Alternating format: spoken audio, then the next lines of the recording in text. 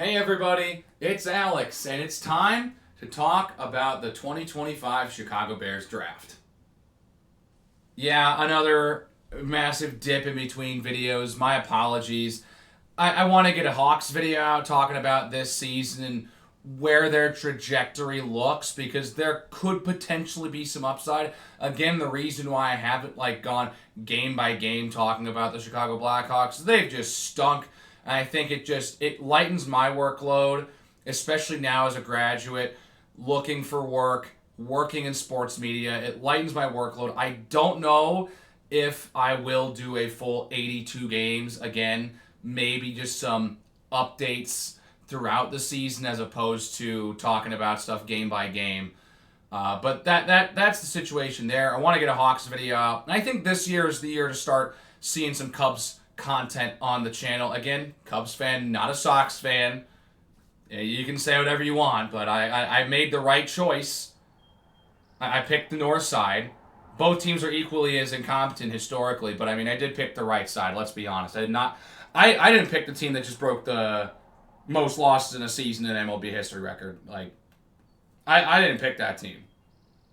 Yeah, so I think it'd be fun to talk Cubs a little bit with the season they're having right now. I think it'd be a fun little break, especially as we get into the summer where, the draft just happened. Obviously, that's why you're watching this video. We're now entering the summer now. There's nothing. There's the schedule release in 2 weeks. But outside of that, the summer is just pretty much nothing for the NFL. So I think it'd be really nice for me to kind of put some more content out there for you guys. Keep this thing kind of rolling before we get back into Bears season. Anyways, let's just go ahead and get started. Enough of that channel update nonsense. All the conversation, especially among the Bears fan base, all was about Ashton Jeanty, the star Boise State running back that was so close to winning the Heisman and breaking Barry Sanders' all-time rushing record in a single season of college football.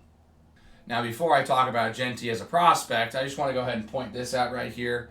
If you've been watching the channel for long enough, you know that I went to the University of Colorado. I graduated almost a year ago now at this point. Gosh, it's already been a year. So, yeah, I was excited to see my guy, Travis Hunter, win the Heisman.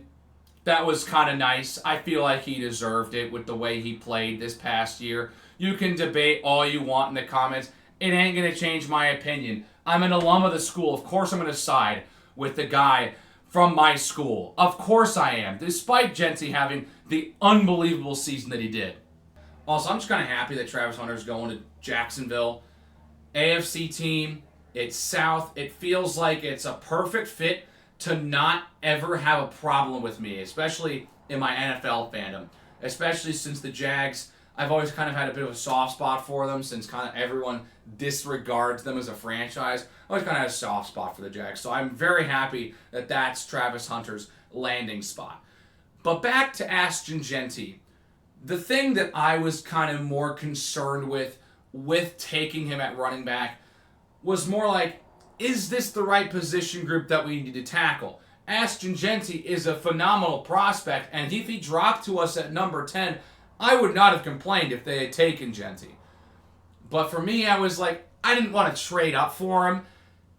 And I know a lot of people really don't like DeAndre Swift. I didn't think he had a fantastic season, but he still rushed for 1,000 yards.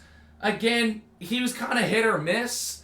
Had a couple more misses than hits, but when he had his hit games, dude was great. So I think that it's not the biggest position group that we need to focus on in the first round. That's what I thought going into the draft, at least. As we got closer, I was starting to kind of warm up to the idea of Ashton Jeanty. But if we were going to take him, I would have wanted him to take them at number 10 and not trade up to do so. Obviously, the Raiders picked him at 6. Raiders are going to get a stud, especially for their running game that was putrid last year. So the Bears are going to have to play Ashton Jeanty next year, as the Bears will travel to Vegas, so that should be interesting. But, yeah.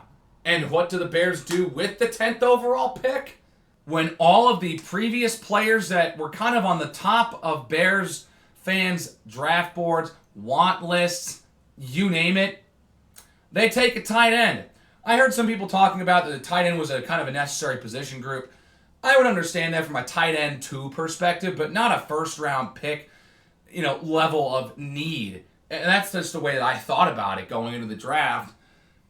And then they take Colston Loveland from Michigan with the 10th overall pick, and I was pissed. What? What? If we're gonna pick a tight end, why didn't we pick Warren?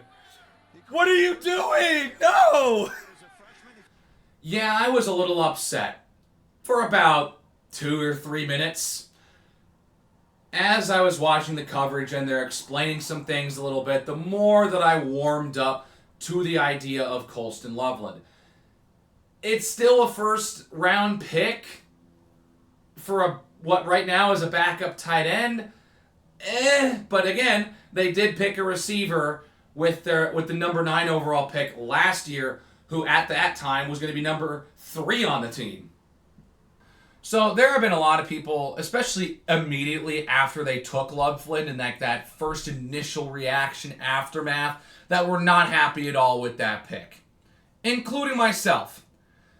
But now I think it's much more of a scheme fit thing that might actually really, really work.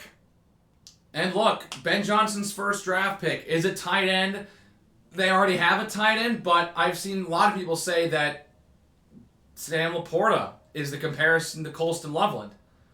So, especially for a guy like Ben Johnson, who just left Detroit with Sam Laporta, and if the most common comparison for Loveland is Sam Laporta, I mean, I think that tells you why he picked Loveland instead of Tyler Warren.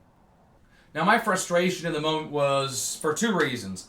A, I didn't really want them to pick a tight end in the first round because I didn't think they needed a tight end. They still had Cole Kmet, who I think was super underutilized last year. I think anyone who actually watched the Bears games last year would and could tell you that Cole Kmet was severely underutilized in that offense because Shane Waldron apparently was allergic to using tight ends at all. The guy would get like 2 targets a game. It made 0 sense. And then B, I was initially mad because Tyler Warren was the top tight end on the board. But the more that I think about it, again, it's a scheme fit. Colston Loveland has more experience at the tight end position at his level. Tyler Warren didn't start a ton at Penn State, really had that senior year where he kind of blossomed into a star.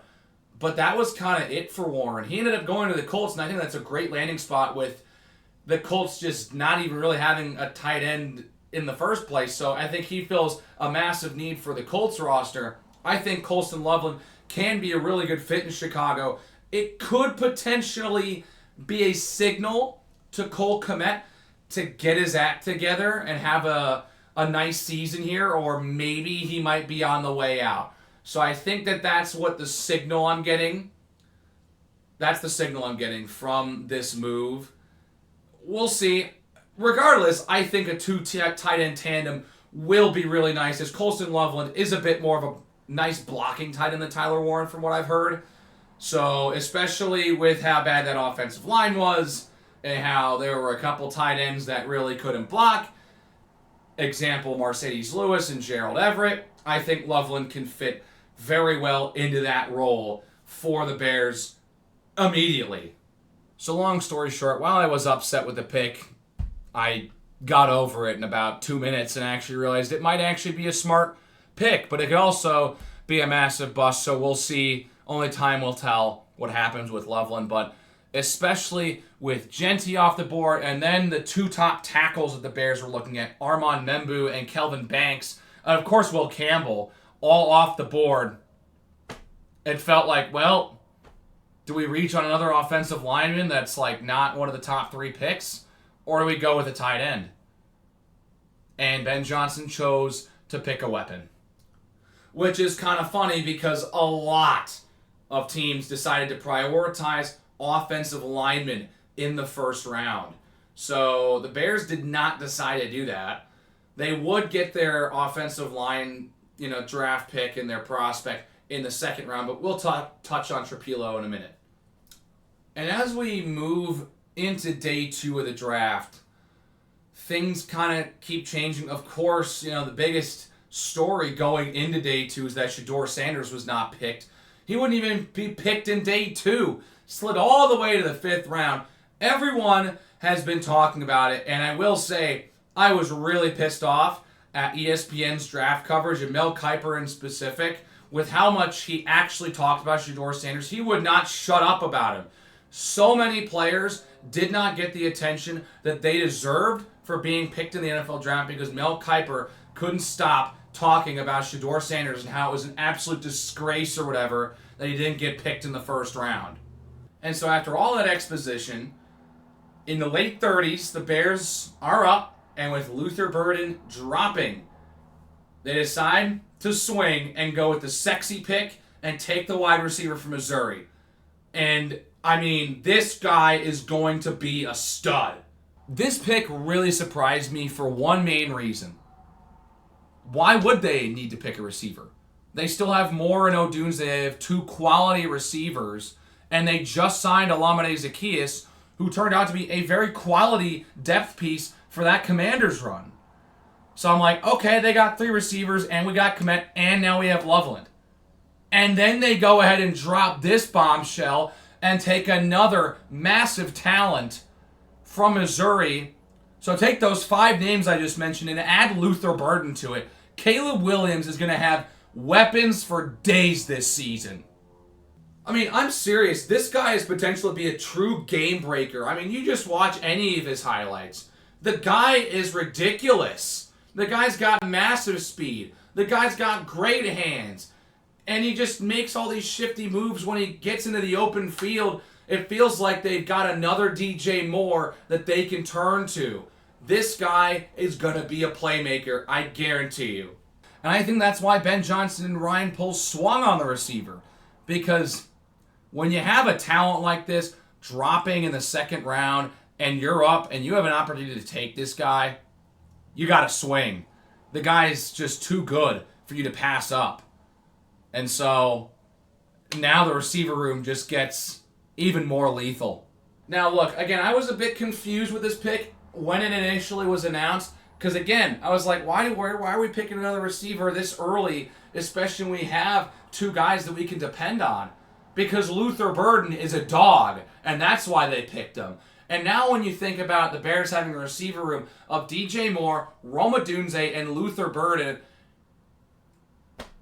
this is going to be an explosive offense. I don't know if I've ever been more excited for a Bears offense in my life. More specifically, I don't know if I've ever been more excited for a Bears receiving core. This thing is going to be, if the scheming and everything goes right, this thing is going to be like new territory for all of us. So there you have the 2 sexy picks out of the way.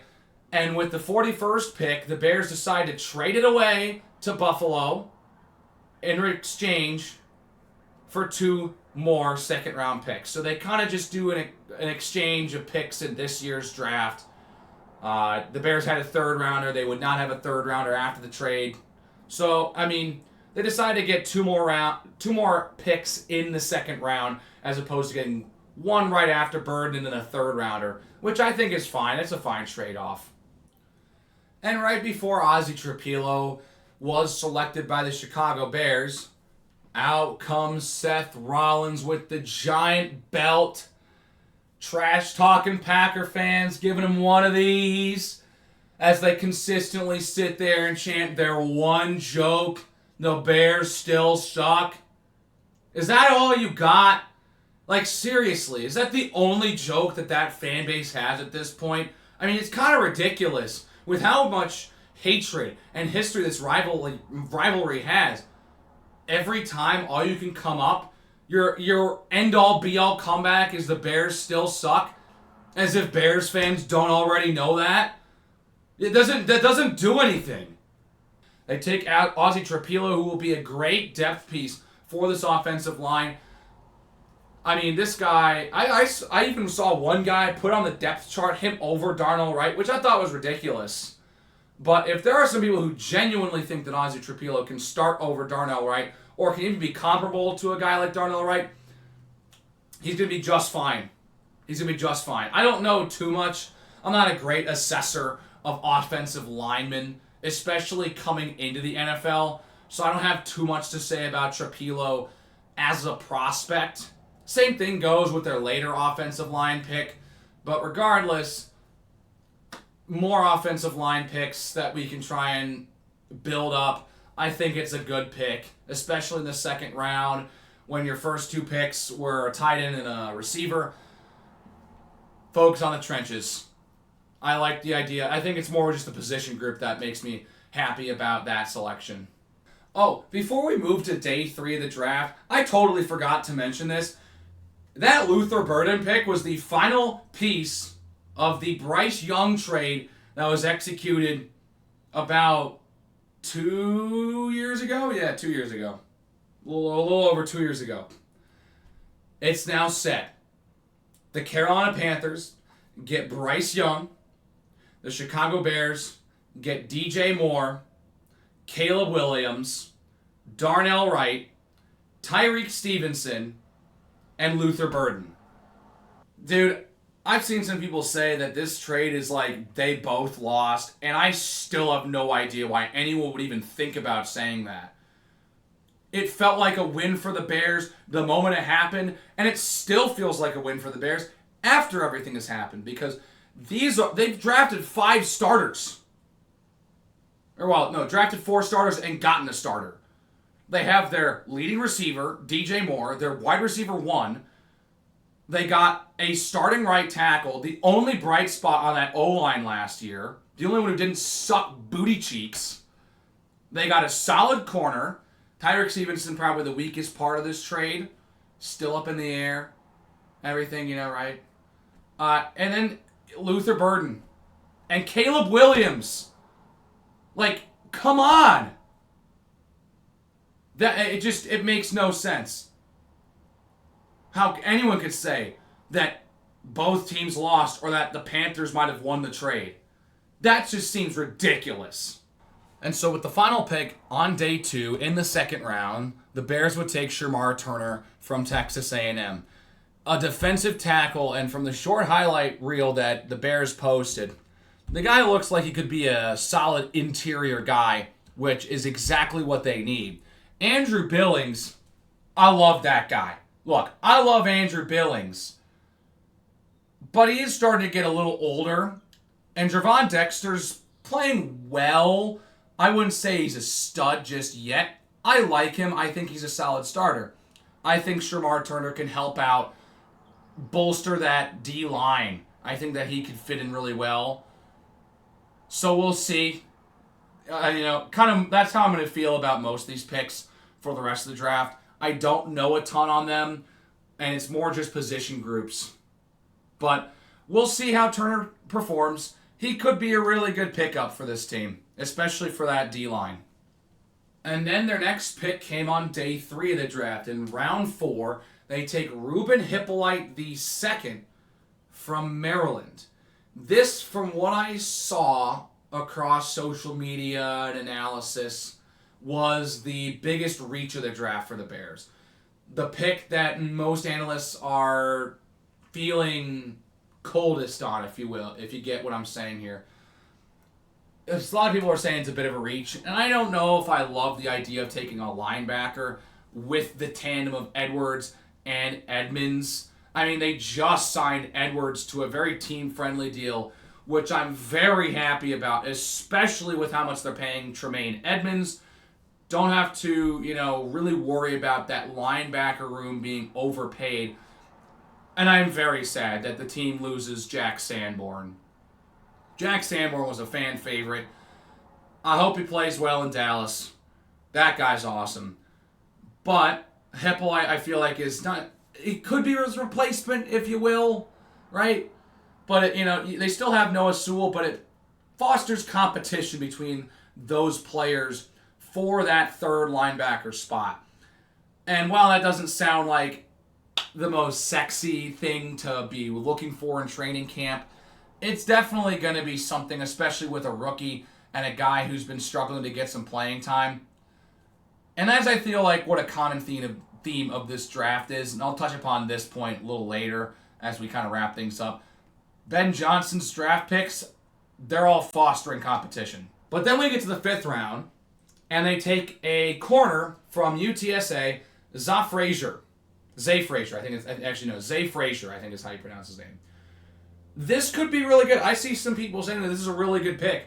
I think that Frazier is going to challenge Tyreek Stevenson pretty well in camp because I think that Johnson and Gordon, especially with the extension that Gordon just signed, I think those two have their spots inked and set in stone. They will be starters next year. There's no competition, especially for Johnson. But Frazier adds some competition for Stevenson, which I think will be really interesting with the season that Stevenson just had. With the other 5th round pick, the Bears would take Luke Newman from Michigan State, another offensive line pick. This is the guy I have the least amount of knowledge on, and really he's the guy I really don't have an opinion on. Guy could be great. Guy could be gone off the team in the next 2 years. It's a 5th round pick, offensive line. Guy could be a stud, but he could leave in the next 2 years, and I'd be kind of whatever on it. So I'm kind of indifferent to the pick. You take a shot. He'll be what he is, and we'll see how Newman fits in the offensive line scheme in Chicago. And with the last pick in their draft, the Bears would finally take their running back and Kyle Monungai from Rutgers. Now, I've heard some sort of mixed opinions on this running back. Some people have said that he could be a massive steal for the Bears. Some people have also said he's maybe just a little bit above average or just average. So, I don't know. I can't get a great read on him, but I still think that it's a good pickup. It'll put some pressure on Roschon Johnson. Now, Johnson was very much a power back, 3rd and short situations type of player. Needed to get 1 or 2 yards, but again, it's a completely different system this year. Completely different. Offensive coordinator and head coach gone. New head coach / offensive coordinator. New receivers coach. The whole 9 yards. There's so much turnover on this staff. It's not going to look anything like it did last year. The scheming, the style, the playbook, the situational awareness. That's a big reason why there's a change. I mean, if you know, you know. So, we'll see what Monungai can do as the potential running back 2 in Chicago. But, I don't know. Seemed like it could be a good pick, but, again, we'll see. It's a 7th round pick. I'm not going to get too up in arms if he doesn't pan out. And so there's the 2025 Bears draft class. I think Loveland and Burden are probably going to be immediate starters and going to have an impact almost immediately on this team. And wow, that's such a surprise considering they were the first 2 picks in the class. I think Trapilo could be a starter down the line. I don't know if he starts like week 1, but he could probably beat out a guy like Braxton Jones. We'll see if the rookie gets the nod early or if he'll, come in when someone evidently gets hurt, because guess what? A lot of offensive linemen get hurt, especially for our team last year. So we'll see if that's more what type of a role he plays. I think guys like Turner, Frazier, and Monungai could potentially challenge for starting positions, but could be quality depth pieces. I think the biggest question marks are Newman and Hippolyte. I feel like that's a bit of the common consensus between analysts and fans a little bit. I feel like there's that kind of an opinion on this draft class. It's fine. It's a pretty good draft class. I don't think that it's bad by any means. I didn't feel like they had a massive misstep. I think they kind of got a steal with some high talent in the early 2nd round with Burden. I think Loveland in the moment felt like the world was going to end. But the more I think about it, the more I feel like he could fit in this system. And, before, it feels like, well, they didn't address, the offensive line in the draft here that much, other than Trapilo and Newman. Well, they didn't. Those were the 2 offensive line picks. But my rebuttal, obviously, is the fact that they signed a bunch in free agency. They got Joe Tooney with a trade, dirt cheap. They signed Drew Dahlman and Jonah Jackson. So that's possibly 3 starters right there in free agency and in the early offseason. So I feel like it's not as catastrophic as it would have been if they didn't pick up all those linemen in free agency. So I'm still feeling pretty good about the Bears going into next season. I feel like the biggest stench and the biggest reason why the team was so bad last year is gone in Matt Eberflus and Shane Waldron. I feel like the coaching was the biggest reason why the Bears were that bad last year. I think the offensive line, when it comes to the actual players, I think the offensive line was the biggest problem. Worst position group. So seeing them bolster that, get a new head coach, a load of new assistant coaches, including stealing the wide receiver coach, Antoine Randall from Detroit. I think that this team's going to be competitive next year. If they don't make the playoffs, they don't. They do admittedly have a pretty tough schedule. I mean, they got to go play Philly, Washington, Baltimore, and Cincinnati all on the road next year, on top of going to play in Lambeau, Ford Field, and US Bank Stadium. So, I mean, they got a tough road schedule. I don't know. This could be a year where they sneak in and kind of have it be like that learning year where most of the guys are young, inexperienced, get some playoff experience, get beat by a vastly superior team, and then next year is where, well, 2026 more so than next year, because next year is 2025 still. Then compete more so in 2026. I feel like that feels more realistic. But I would not be upset if they win 9 games or 10 games and sneak in. I feel like that's a pretty fair expectation. Anyways, that's going to end the video. I don't get to talk too much about the Bears right now, especially since the offseason. And I didn't do any sort of like free agency video, so this is giving me a chance to kind of just talk some Bears with you guys. You will see a schedule release reaction video that'll come out, and then that'll probably be it until the preseason or training camp or whenever I decide to make another Bears video. In the meantime, expect a Hawks video to come out shortly talking about their abysmal season. Another one, by the way. And how maybe, just maybe, things could be looking up. Don't count me on it. Maybe it could look up if things go right.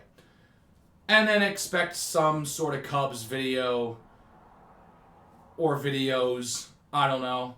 I want to do at least one Cubs video this season. Hold me to that, please. I need to do that. I haven't done any Cubs videos on this channel before. I need to do one. Anyways, that's the end of the video. Please like the video if you like this analysis. Not overly knowledgeable, but if you liked it, hey, go ahead and give me a nice like here. Hit the subscribe button if you want to see more content from me, especially revolving around Chicago sports. And keep the conversation going down in the comments. I'll see you guys in the next one.